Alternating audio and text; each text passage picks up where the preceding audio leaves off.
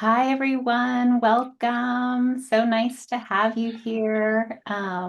We're just going to let people kind of hop on for a few beats before we get started. Well, I'm Janet O. I'm Senior Director of Innovation and Programs at CoGenerate. And the reason I wanted to do this in a meeting format, and sorry, Duncan, if this was like an added hurdle, but like I really wanted this to be a conversation amongst practitioners.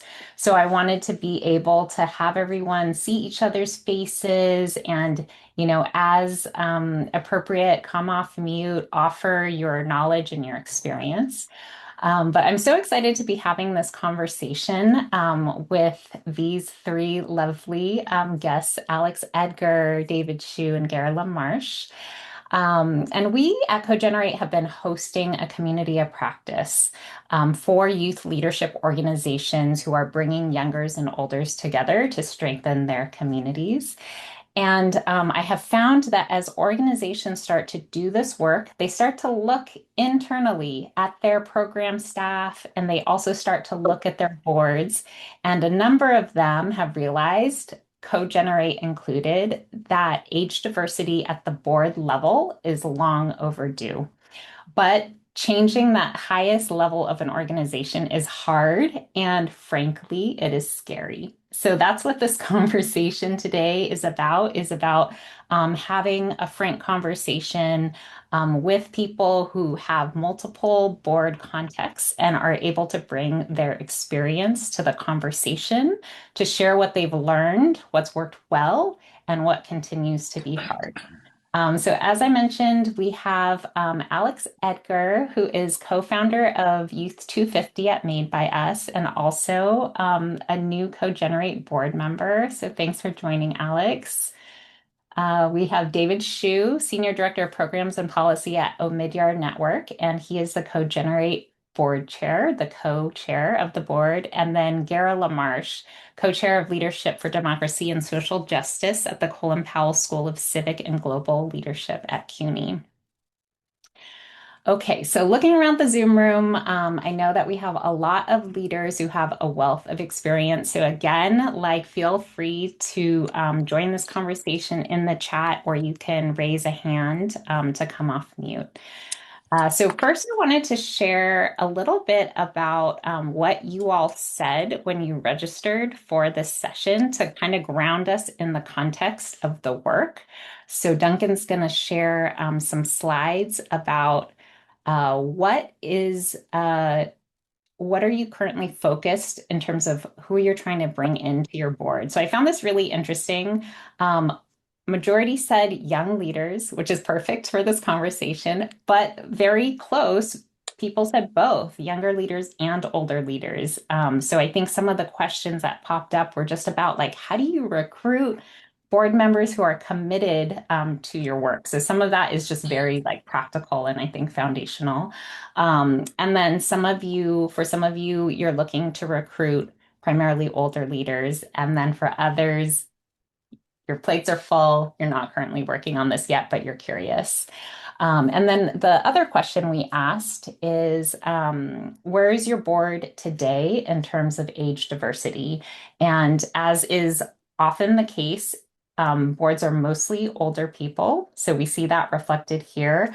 Others have a mix, you know, others have mostly youngers, and then some have some meaningful age diversity. But I just want to say that in the context of this conversation, we are kind of assuming that people are age diversifying their boards by bringing in younger members, and that's like the balance that we're trying to set. But we know that some people are doing the opposite too. So we will just hold that in mind. So I wanted to start just with a question to all three of our panelists. If you could share a moment when you saw a board really shift because of generational diversity or struggle because it wasn't there.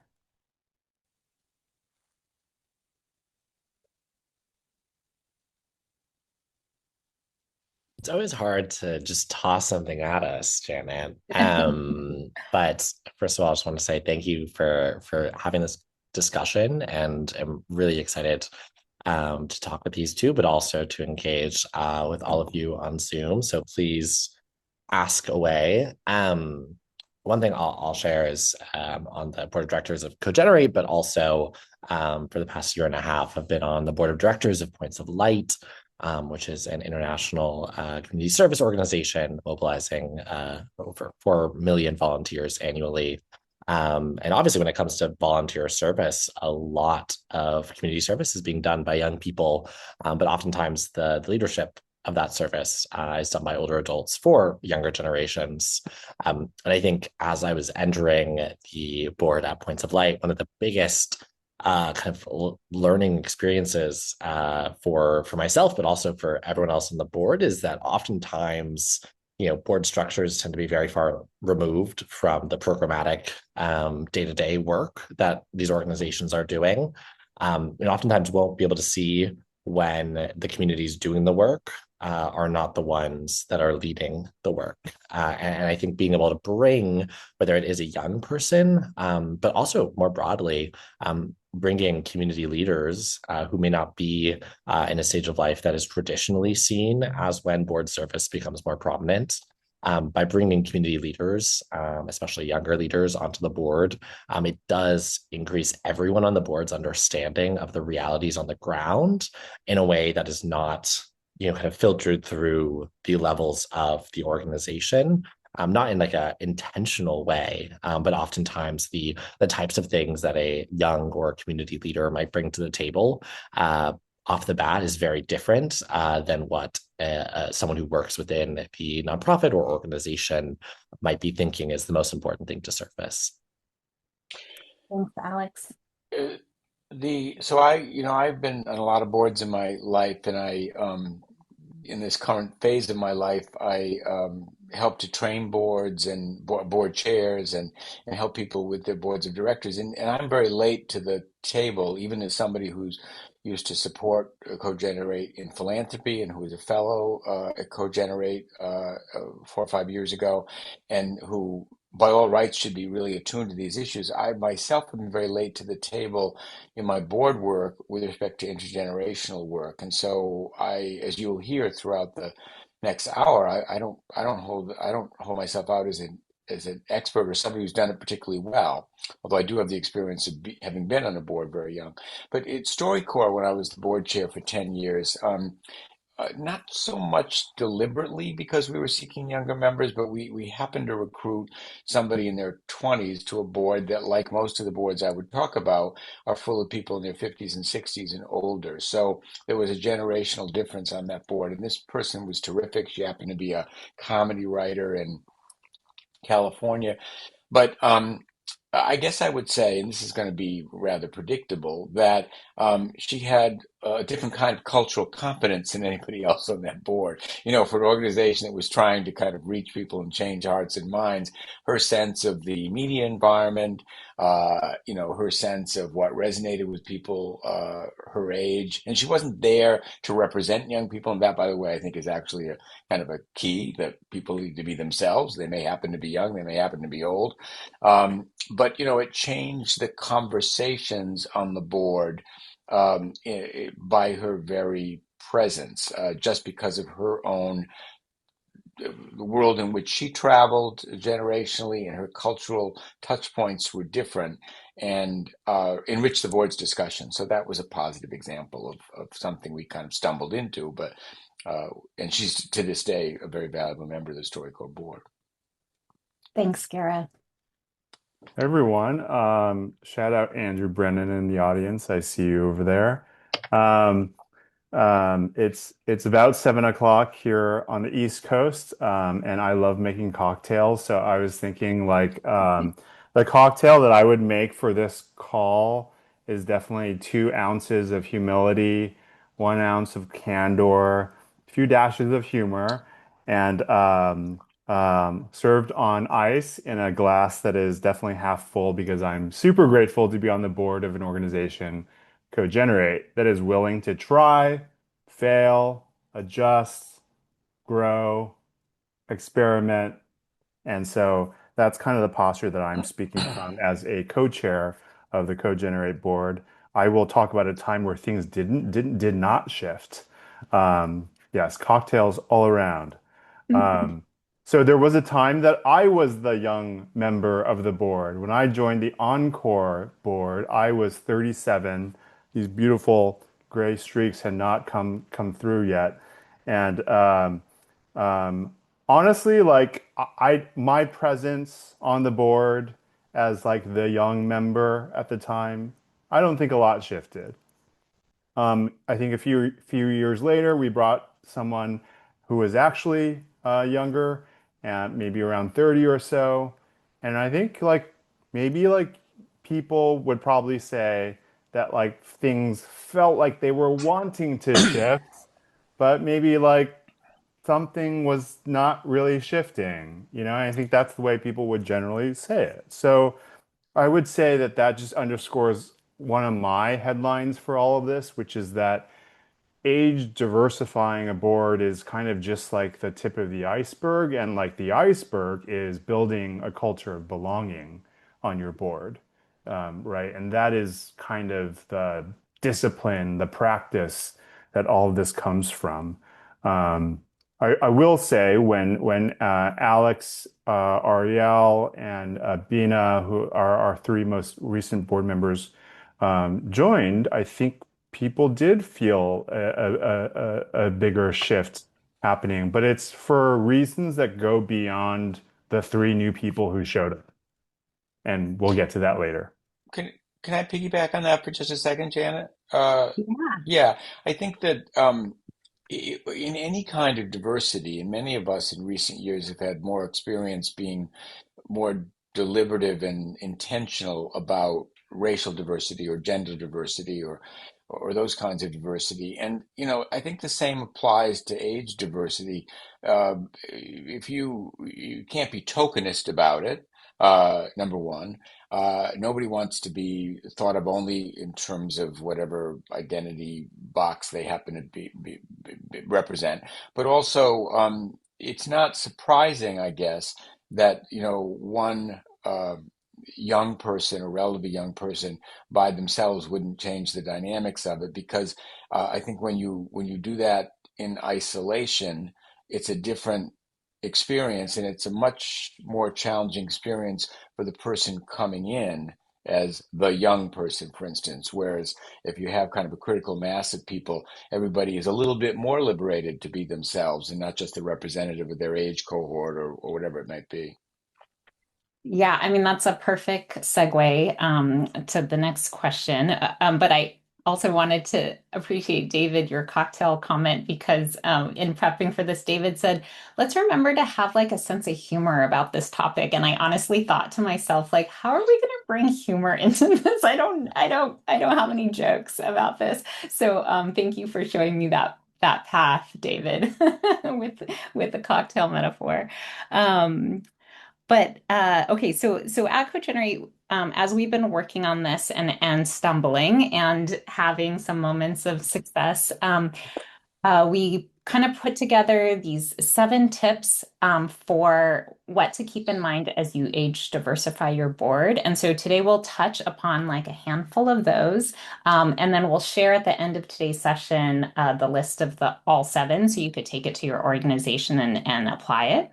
But the first one is exactly what Gara was saying about being the only is lonely.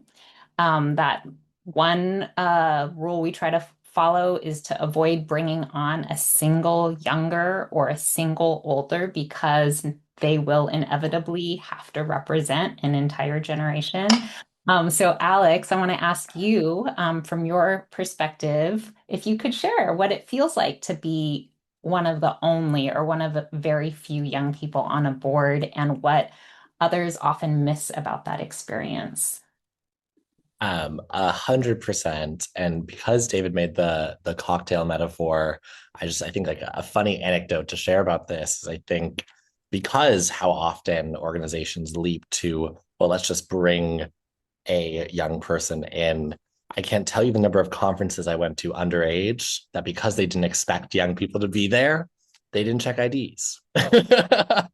So just sit with that in terms of a very small example of what it looks like when we're not designing spaces with young people and age diversity in mind.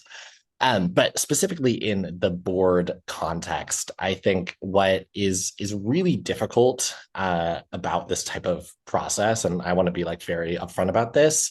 My firm belief always is, if you don't think you can do it well, this is not the spot to kind of start your approach to age diversity. Because if everything underneath the hood is not ready for age diversity, your board probably isn't going to be ready for it either. As Gar was mentioning, I think a lot of this is about the culture that like is present there. And as David was mentioning, even CoGenerate and its many iterations has needed some of those changes. And I'm a firm believer, as someone who's really focused on like what is positive youth development, that it is the onus is on the older leaders to not put young people through negative experiences for your opportunity to grow.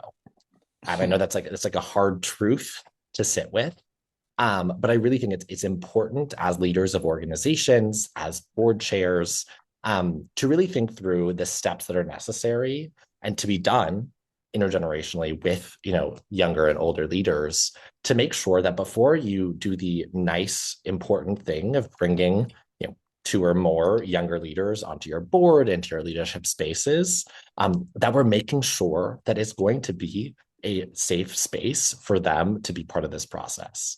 And that's not to say that you're going to have everything figured out, but it is to say that I think it is really critical that folks that care about young people don't play a role in pushing young people out of doing this type of work.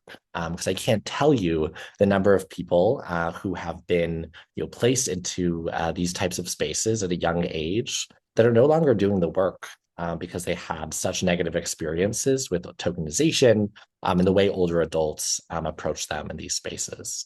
And the last thing I'll say from my experience, having been the youngest person in far too many rooms for far too long, is that I really think it's important to remember that if you are doing this process intentionally, you are bringing these younger leaders in as equals. And it's important to have conversations with them as equals. I think it is really critical when we're doing this that like just as you would talk to your friend about your kids, you can talk to a 19, 20-year-old about your kids. What I kind of ask people to be careful about is comparing said young person on your board to your children, right? Thinking through in the same way when we're talking to older adults, right? Don't compare an older board member to your grandparents, right? Think through how some of these age dynamics might make people feel uncomfortable, especially in a place that is designed to be equals, because that's a really incredible way for us to kind of break down some of these barriers that we see between folks based on age. Thanks, Alex. Yeah, I heard you say kind of like first rule is like do no harm. So in kind of thinking about what you're inviting a young person to participate in and taking that responsibility really seriously. Gary, I was curious if you wanted to share anything from your perspective. I know that you've shared that earlier in your life, you were the youngest person working with the ACLU, and now you're often on the older end. So I'm curious if you had anything you wanted to share to that. It happens. I mean, you live long enough, you go from being the youngest in any room to being the oldest in most rooms. So I'll be But still young at 72. the Oh, That's what whatever. matters. But um, don't be patronizing. I was no, I'll be 72 this year. So 54 years ago, when I was 18, I was actually I was younger than 18. I was 17 when this happened. So it's a lot. I'll give it a short version of the story. So I was graduating high school. I was going to go be a student at Columbia as a freshman, and I had a former high school teacher who had moved to New York and was doing some work with the American Civil Liberties Union, which I'm not sure at the time I'd ever even heard of. And the American Civil Liberties Union, this was in the early 70s after the campus protests of the 68 and 70.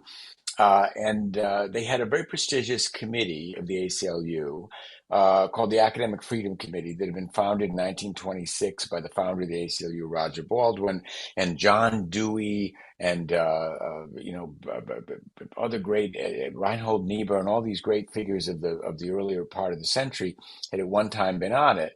This meant very little to me at the time. I didn't really know all that history, but maybe if I did, I'd be even more intimidated. So they had a notion, this committee, which considered weighty matters of policy about universities, that they should have a student member. All the members of the committee, and that in the time were mostly not only older, very old to me at the time. They were probably ranged in age from 55 to 70, but maybe a little older, were mostly white male college professors. The dean of my college was on the committee, right? And so somehow they thought they should get a student member to get a student perspective on things. And my friend, my former teacher, proposed me as this bright young thing coming to Columbia. And somehow they brought me on, and there was a kind of I had to be interviewed by the senior ACLU staff and voted on by the ACLU board, and all this happened before I turned 18. So I show up in New York for the first meeting, and it was in a kind of a wood paneled conference room. Remember, I was wearing bell bottoms and long hair, and this was a new world to me. And they served a full bar of spirit drinks. David would be very happy.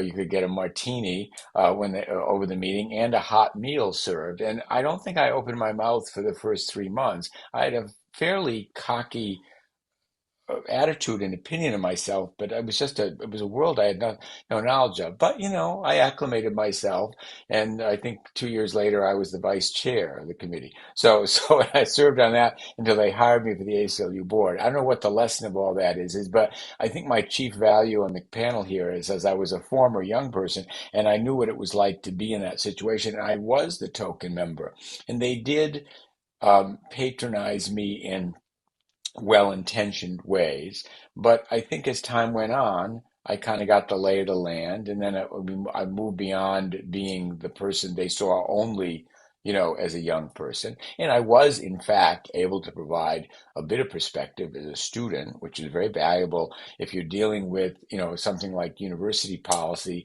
and the only people you have in the room are people who are tenured college professors. You're going to skew your discussions in a certain way. So, Yeah. I mean, all I would say about that, and it applies more to my life as an employer than as a board member, most of the time, is I have never forgotten what it was like both to be the younger person in the room and to be given opportunities to be the younger person in the room. And so in my hiring life, I've always made a point of trying to have age diverse staffs. Now the challenge is to try to think that way about boards. I think there are some different obstacles there, which I'd like to discuss, but I'll hold off for a minute.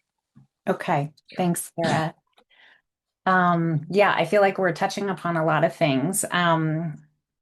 One of the things I wanted to turn to David to talk about is like we have found that leadership commitment is essential, that the role of the board chair is important in setting the tone for how seriously the work of Age-Diversifying Your Board is perceived. So David, curious, like for you as a co-chair, what you think the role is of that board chair in creating a more age-diverse board.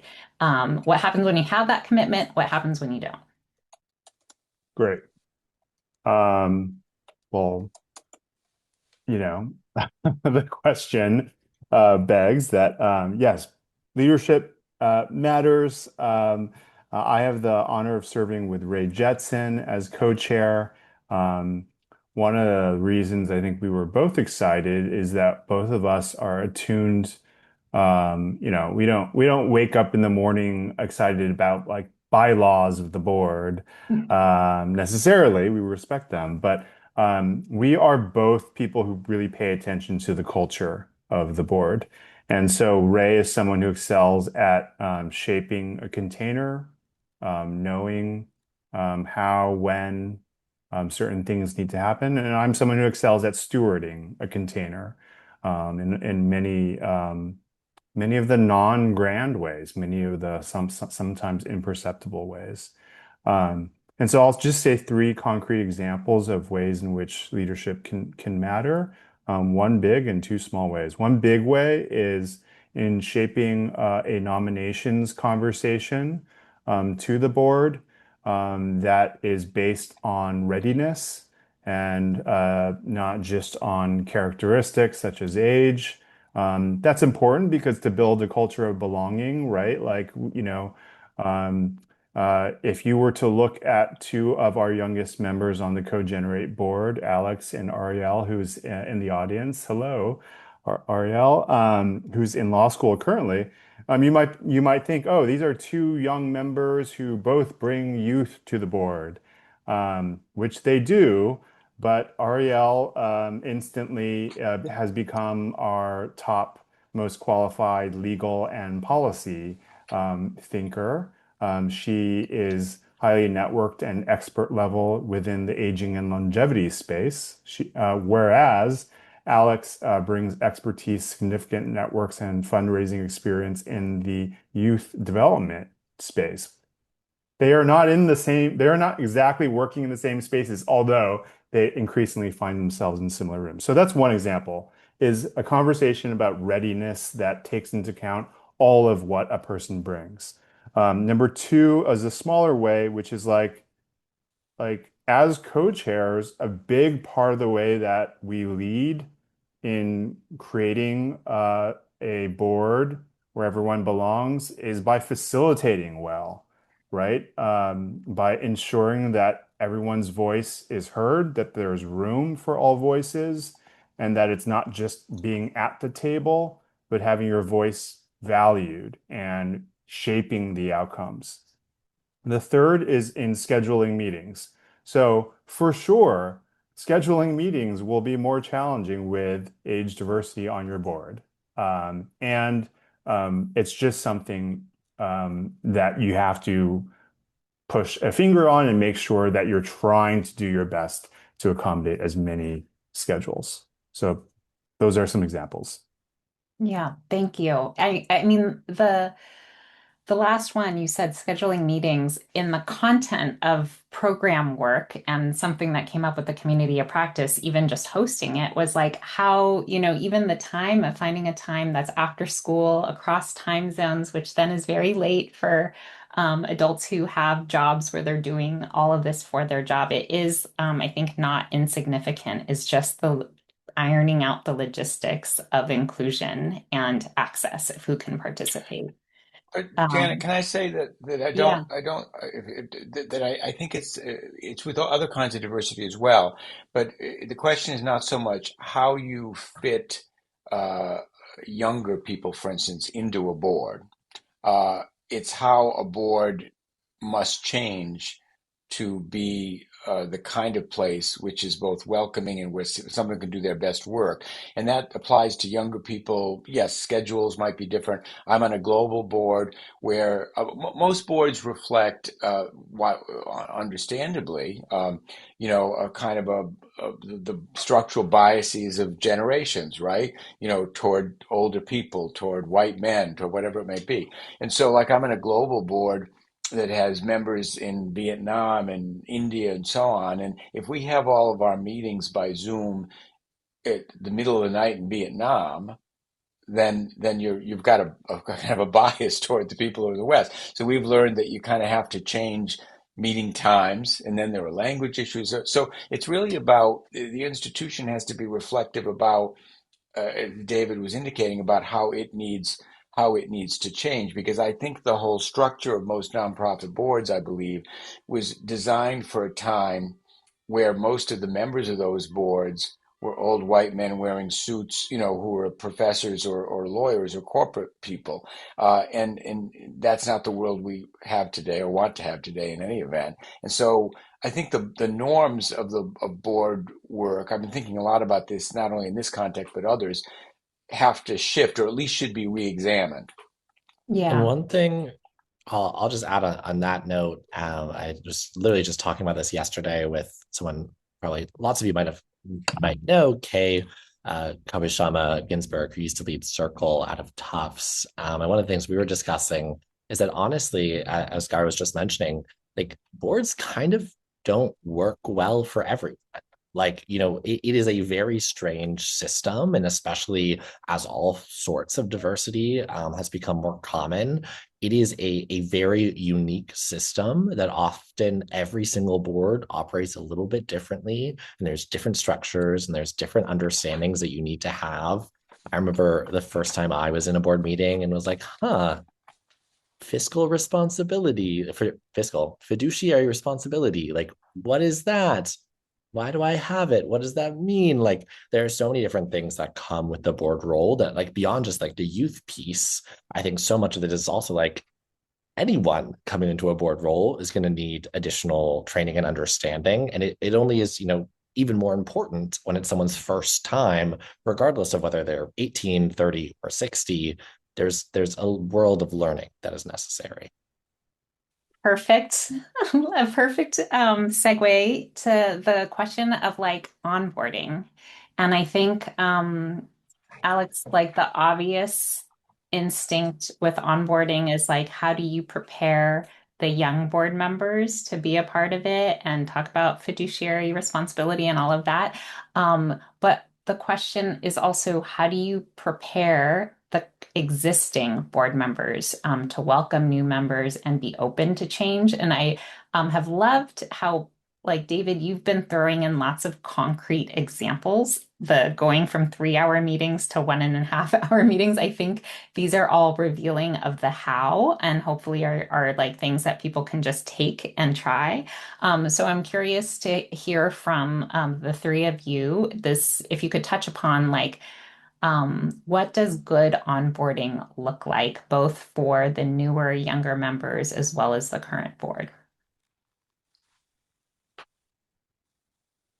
One thing that I have helped an organization actually currently with that I found to be really, really helpful was to kind of have an initial session with the board after they've decided that this is something that they want to go through with someone who is actually deeply involved in youth development and understands this type of work, like many of the folks here at CoGenerate. To kind of talk through some of these unknown biases that a lot of people have about young people. And to really like have that space as a board to like talk through the types of changes and ask the types of questions that, again, going back to my previous point of not putting the kind of onus on the young person to bring the change, to really enable that space for the board to be like, hey, you know, this part of this change is scary. It makes me a little uncomfortable. I don't know how to do or feel XYZ thing, and really create that space internally, in addition to kind of like some of the education about, how do you operate in these intergenerational relationships that CoGenerate has done some really incredible research reports on that I definitely would recommend folks check out. But I do think having that space for the existing board members to just kind of like really talk through and get out any of those questions and concerns they might have, while kind of in the parallel track, doing a lot of that education for the new board members, because it is a very unique new world and it's different for every board. And the biggest tip on kind of the new side as well that I'd share is we know every board there is a different power dynamic, whether it's the board chair, it is a certain board member that's been there for X number of years that has more influence than a traditional board member, or if there's certain groups of people that came on at certain times or are associated in other ways. If you're going to bring a young person into that space, make sure you give them the honest truth about what space they're entering, because that will definitely make their process on the board and feeling acclimated to the space that they're in so much easier if they're not also, in addition to learning about the board dynamic in general, having to navigate, oh gosh, this is the existing kind of like social and cultural dynamics on the board as well. A real quick, Alex, can you name like a few of what you said, the unrecognized biases about young people that have come up in the board context? Yeah, I mean, I think one thing that comes up all the time is that every young person should be an expert on social media. If your goal of bringing a young person onto your board is to get them to help you think through your content, I'm going to tell you, hire a consultant, hire a full-time Gen Z social media staff manager. Don't do that in the board space, right? Like, I think that is one thing, that there are certain things that, because of generational differences and expectations, you think by bringing a young person, they're going to have expertise in all of these different spaces. And to kind of go to David's point and talking about bringing Ariel and myself onto the board, like, there are many different young people all across the country that are experts in so many different fields that are helpful to a board. And I think that piece of bring this young person also, and not treating them like they're just the expert on youth, but bring them in as an expert on the topic area that they have expertise in, is really, really helpful. And one thing, as y'all are thinking through kind of best practices, both in like having them on the board, but also the recruiting process, is that for Points of Light, for instance, we kind of went through this process where they brought on myself as the first Gen Z board member. And just a few months ago, we brought on our second Gen Z board member as kind of this like longer term process of kind of board readiness. And the one thing I'll share is that the initial kind of inclination from the board was, hey, this Alex guy worked out pretty well. Like, who else is like Alex that we can bring on the board? And I think what we were able to successfully kind of have many open conversations with the board about was that actually what would be most helpful is not to have two of the same type of younger board member, but actually two very different board members that are going to bring very distinct perspectives into the space. So now I'm on the board alongside the head of marketing for UTA's Next Gen division, China, who is a stellar person who is not in my spaces at all, which makes it a really, really positive experience for everyone involved, because it is shifting a lot of the expectations they have about what a young person in this type of role is experiencing. Thanks, Alex. Garrett or David? Your original question, I think, had to do with onboarding challenges, but I don't. I think many of the times when we're talking about how to deal with, and we've been talking mostly about young people. I could also share the experience at some point of onboarding a 95-year-old new board member at StoryCorps. But yes, it's true that most boards are and should be looking to be more age diverse with respect to younger people. Um, but I want to say that most boards don't do a very good job of onboarding, period, right? And as somebody who trains a lot of boards and board chairs, um, many people, even who are middle-aged and expert experience in a lot of things, still have the challenge of navigating the culture of a particular board and understanding where the power dynamics lay. That's not something that's peculiar to younger people at all. Boards need to do a better job of onboarding generally, and also understanding and acknowledging their own culture. So I think, the younger people would benefit from it, but it's not only about younger people. And where recruitment is concerned, which is, yeah, this impulse to let's get another person like Alex. I mean, the thing is, I believe in general, boards are too micro focused on particular kinds of expertise. We need somebody who knows finance. We need somebody who knows communication.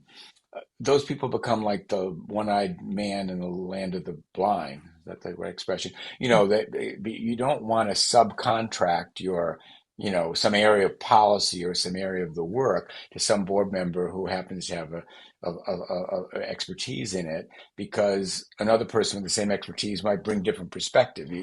And particularly with respect to young people, if you the thing you have going for you is that you're young, that's a diminishing return over time. Right?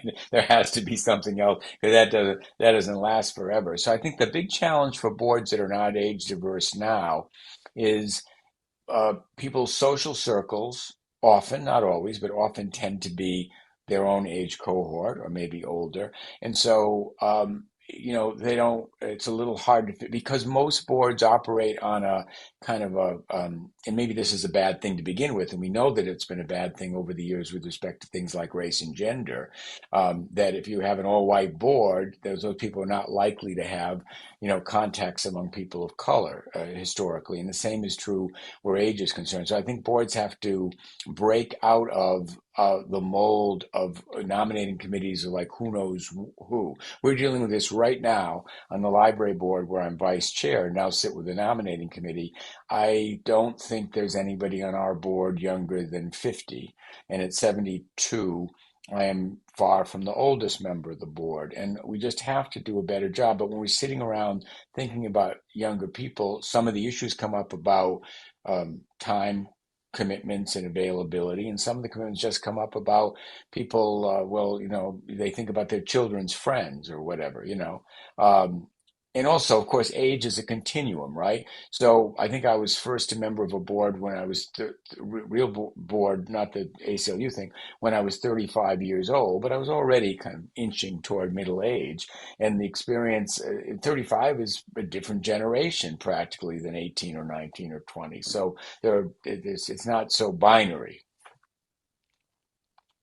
Yeah, I mean, I think this question of like, how do you recruit for readiness, not just representation? And when I think about Alex and Ariel, like, we met you as partners of our work. And I think so in terms of like that question of social circles and who you can nominate and who you know, I think one thing that did work for us was like focusing on the heart of the work that we're doing out in the world and then expanding our network that way. I wanted to turn to this topic of board norms and expectations because I've felt like I've heard that come up a lot of like, what is the unwritten power dynamic, the unnamed social dynamic of what's happening on a board? And that is so hard to um, identify, talk about, and then try to onboard someone in all of that. So I'm kind of curious if you all could share a little bit about that. And maybe David, I'll ask you if you have any ideas about like, are there certain methods or practices you've seen work in terms of helping someone understand a board culture? Yes. Um, I will try to go to one of the hardest things, which is money. Um, let's see. I think it's a fairly common norm with nonprofit boards to either have a or to have like a give-get policy. You can give as a board member, make a contribution. You can help attract or go chase down grant money. Um, and we used to, I think, just basically say something along those lines.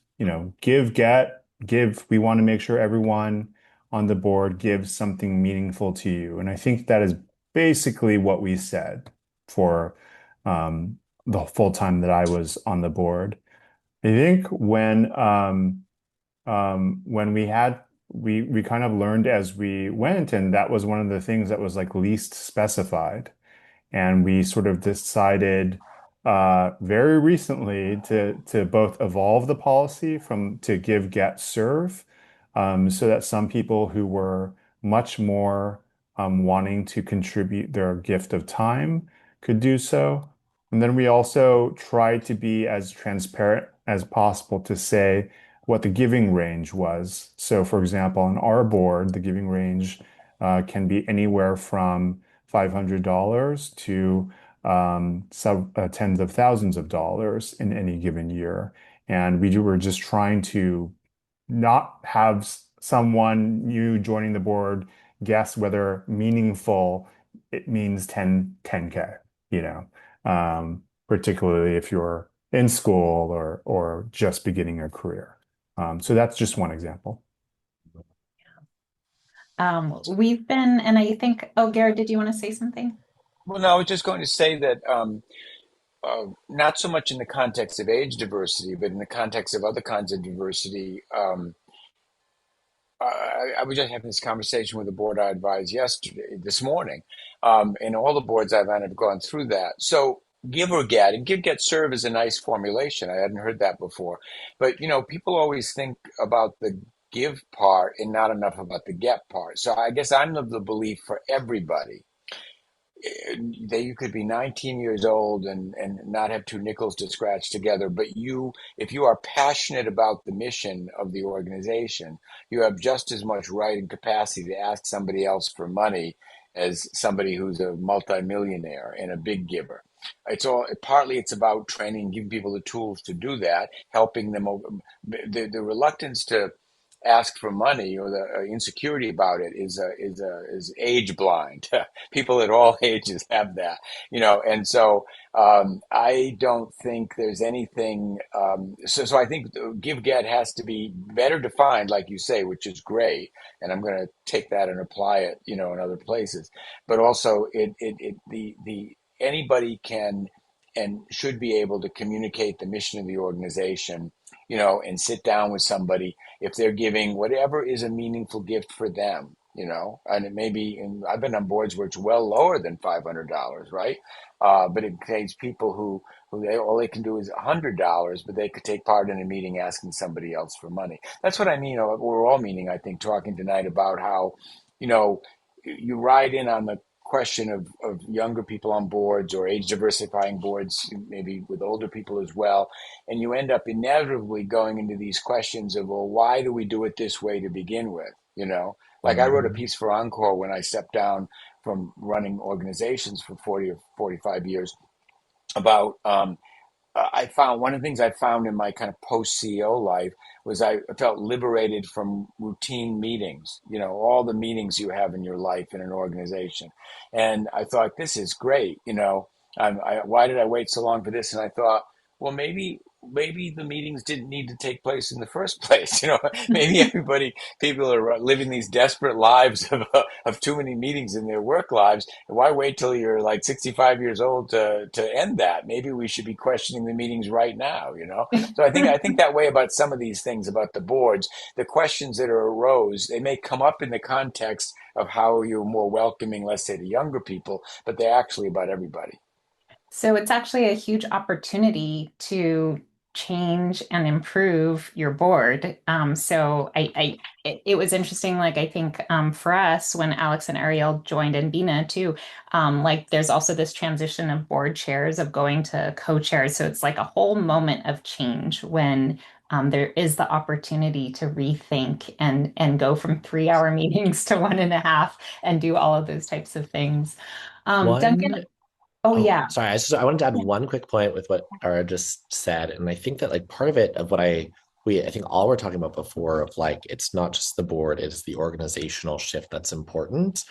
Is also that like your funders talking about the get part, right, are going to recognize if you're talking out of your ass and are just saying we're committed to young people, right? Like a good funder is going to be able to recognize you're not, walking the walk, and that's one thing I think that becomes so powerful by having a more intergenerational board and also a board that has more diverse backgrounds and experiences when they're entering the board space is that as Gara was just mentioning, like the type of kind of messenger for your organization for your ED or CEO to take this board member who has deep lived experience and professional experience in a space and maybe is also younger into a conversation with a funder and is actually able to be a much better messenger than you can as the ED, as the CEO, because they've actually lived that life in a way that you haven't, is an absolute game changer. And again, it's not just something that is for, age diversity, but like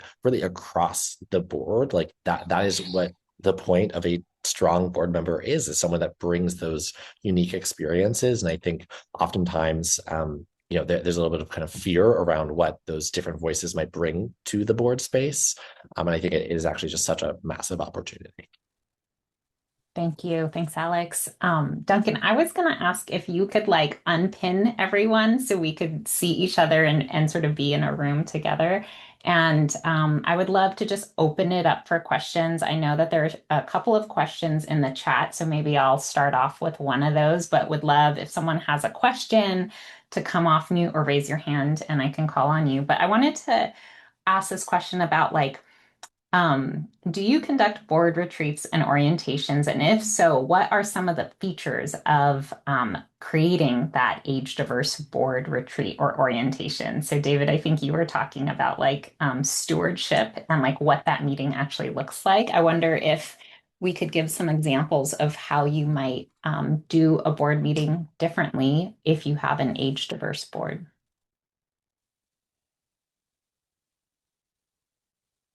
We have not done a board retreat, a full board retreat yet that I would consider to have done a great job of that. But so TBD on that. Um, I think our name is CoGenerate, and I think that that is a very good place to begin, which is which is to ask and listen.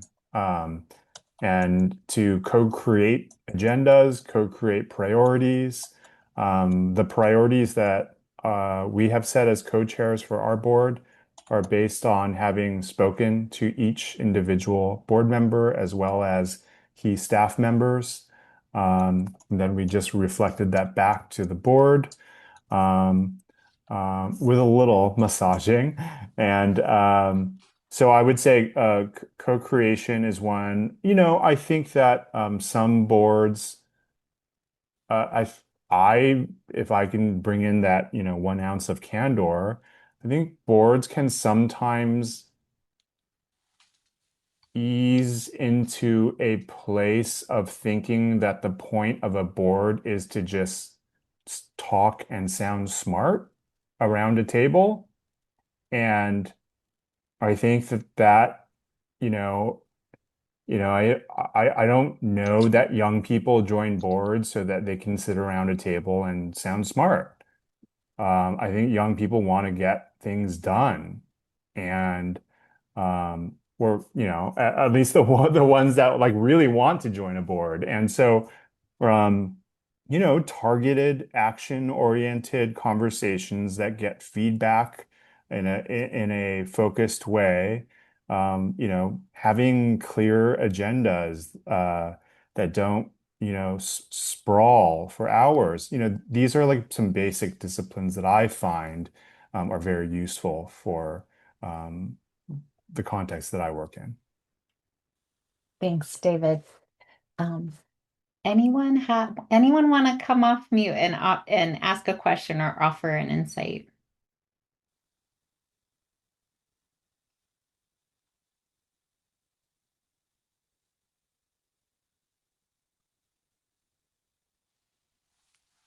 While people are thinking, someone asked a question, do you have board meetings in the evenings and does it affect participation? Um, I've not experienced that. No, I don't. I mean, as I think about the boards I'm on, they have varied. I mean, some have been, 4 to 6 in the afternoon meetings, 4 times a year, right? That's during the workday for many people. Um, uh, my wife's organization does have evening meetings, from, I don't know, 6 to 8 or something like that. A lot of groups have, you travel someplace, and maybe you meet over a couple times a year over a weekend. I've been on those kinds of boards. Who that affects, if you're often, not always, the older you get in the workplace, the more flexibility and control you have over your own time, right? So most of my life, I've been in jobs where I was the CEO or whatever, and nobody was telling me I couldn't go to that board meeting, or that I had to do something else. But so very much younger people are unlikely to have family obligations, so they have a certain kind of more flexibility. But people who have young children, very often, an early evening meeting is the last thing that they would want to do. Is childcare involved, the only time they get to see the kids. So I think all of this kind of argues for something that is actually not the norm, which is maybe over the course of a year, enough flexibility in scheduling that it can accommodate all the different kinds of needs that people have. maybe you're not always meeting at a certain time. You're varying it over time because you recognize that an age diverse board will have people for whom no time of day is perfect for everyone. So you have to mix it up a little bit. 100%. I think a couple things on this note of like, how do you fit this into their lives? And I think that's incredibly important, especially when you're looking at not just younger leaders, but folks who, as I was just mentioning, like are not in positions. Like the more senior you get, the more you're able to kind of flex, and especially if it's aligned with the purpose of the organization you're in. Like I will say, I take PTO to go to board meetings. If they're, especially if they're in person and depending on how long, if they're virtual. And that does mean that those are less days that I'm taking for personal enjoyment, and other things that, go on vacation. And so those are like on like kind of the easiest level, some of the changes. I just wanted to, on another note, shout out Nia West Bay, who's the executive director, the National Collaborative for Transformative Youth Policy, and a real expert around youth development. One of the things we were talking about recently in a conversation about youth leadership is that one of the things you have to think about also as this kind of expanding piece is like, do you have funding to cover travel for your young people to go to boards, or are you making them pay out of pocket to attend your board meeting? If you have a young parent, do you have funds to cover childcare, or support an additional plane ticket if they need to fly with their young children to your board meeting? Is there space where you're having the board meeting for childcare? Or are you able to support if someone has a physical disability and needs additional support to attend an in-person board meeting? Like, is that set aside as part of your goals in diversifying your board? Are you prepared for some of those additional costs, especially as you're thinking about young people, right? Obviously, that changes as you go towards older generations who might have a lot more of their own resources. But in thinking about a young person's first board experience, I think a lot of how the wraparound support to enable them to show up as their best selves and support your organization's work is incredibly important. Oh, I see Audra, your hand is up. Sure. Thank you so much. And thanks for having this session. This has been wonderful. So, and Alex, I know you and I have talked about what I'm about to ask about in a minute, but I appreciate all the things that you just mentioned in terms of making it possible for a set of differentiators for different people to be able to join boards.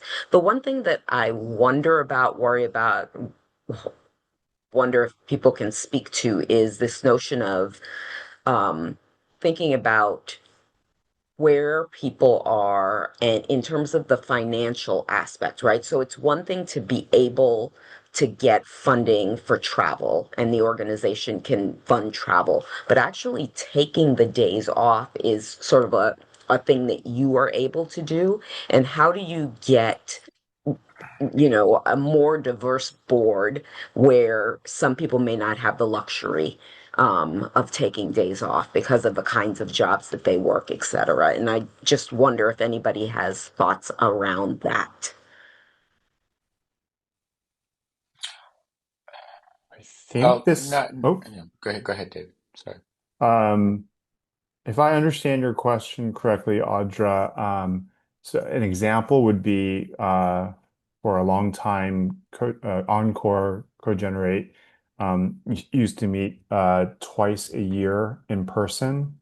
And we decided to move that to one time a year, so that we did most of our meetings virtually with some more frequency. So more frequent, shorter meetings, and only one board retreat. That was our solution, and we do have budget set aside for folks who need assistance to attend. Thank I you. That think, is exactly the question. well, yeah. I mean, I think we're talking about ways the boards need to change to make sure they are meeting the needs of all kinds of diverse people. I don't. I think on the other end of that is there is. a certain set of expectations about board membership, and there needs to be a certain degree of rigor about it, right? And typically in recruiting for boards, with people, I've not wanted, as people sometimes do, to undersell the time commitment involved, because you want people to make a certain amount of commitment to the board. Now, there may be different ways that we can experiment with how that commitment plays out. So I think the sweet spot of this for me is, I mean, if you go too much toward remoteness, or if you go too much toward fewer meetings, you attenuate the governance, both the building of a culture, which is really important, as David and others have said, and the kind of rigor of that a board may need. So my sweet spot is to try to make sure that it is work to be in a board, but also to accommodate as much as possible, to make sure, with all the list of things, for instance, that Alex said might be available. I'll say one other thing about it, and that is that I now I was lost my train of thought. What an embarrassing thing at the end of the thing. It'll come back to me. See, this is why we need Okay. age diversity on the board, so people remember the things that they were starting out saying. Well, Um, for sure to be continued with Gara's thought, and like I still have more burning I'll put it in questions, the but this chat. Right. okay. This is the beginning of a rich conversation. I really want to thank Alex and David and Gara for sharing so frankly and with so much candor your experience. I want to thank all of you for coming, especially if you're on East Coast time and it's like getting into the wee hours of your evening. Duncan's going to launch a really quick poll. We'd love to get some feedback. And we will send out the 7 tips that I mentioned so that you have that. So thanks so much. So nice to be with you, and we will see you soon.